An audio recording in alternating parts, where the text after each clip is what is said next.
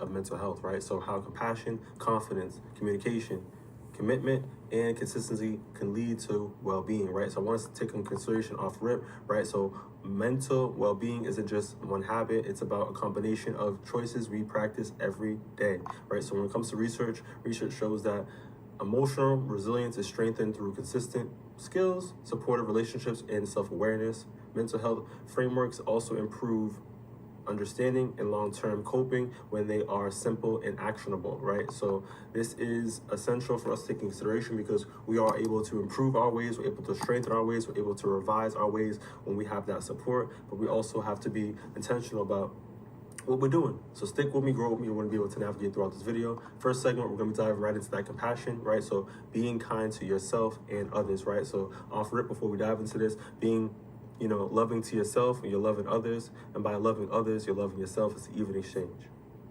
Right, so love, compassion matters, right? So treating yourself with understanding, reduce that anxiety and that depression. Humans are you're supposed to just be humans, right? So let's don't just focus on being perfect, right? So accepting the mistakes, support that emotional recovery, right? So let's be real to ourselves, right?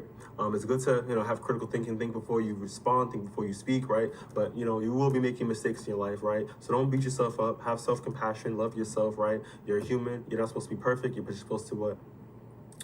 Improve, right? So let's focus on the process. Let's focus on ways we're able to improvise, and we'll navigate through. Moving forward, we're going to talk about empathy builds connection, right? So compassion towards others strengthens social bonds and emotional safety, right? So it shouldn't take us, once again, for us to recognize that we should be in our elderly stages to realize that, oh, we need people, we need friends, I need to socialize, right? We should be doing this right now. So realizing that, kindness don't take too much, right?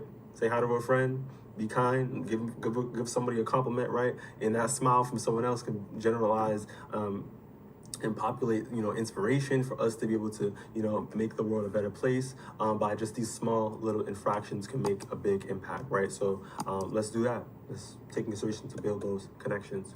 Moving forward, we're going to be talking about protective factors, right? So compassion supports stress regulation and that resilience, right? So by being kind of ourselves, especially when we're down and out, we're going through a lot of stuff, right? Family distress. We bear with you for some people that come from dysfunctional families, right? That didn't really get the affirmation, that really get the love. They really had to find things on their own, right? We got to really take consideration that being kind to ourselves and giving us, pouring back into that love and finding that love is really going to be help us navigate through the darkness to get to the light, right? Anything is possible when we have that positivity into it. Anything's possible when we put our mind to it. Anything's possible with God Almighty, right? So we got to take that into consideration. There's various support systems and ways we're able to get to our positive outcome with that positive mindset, right? So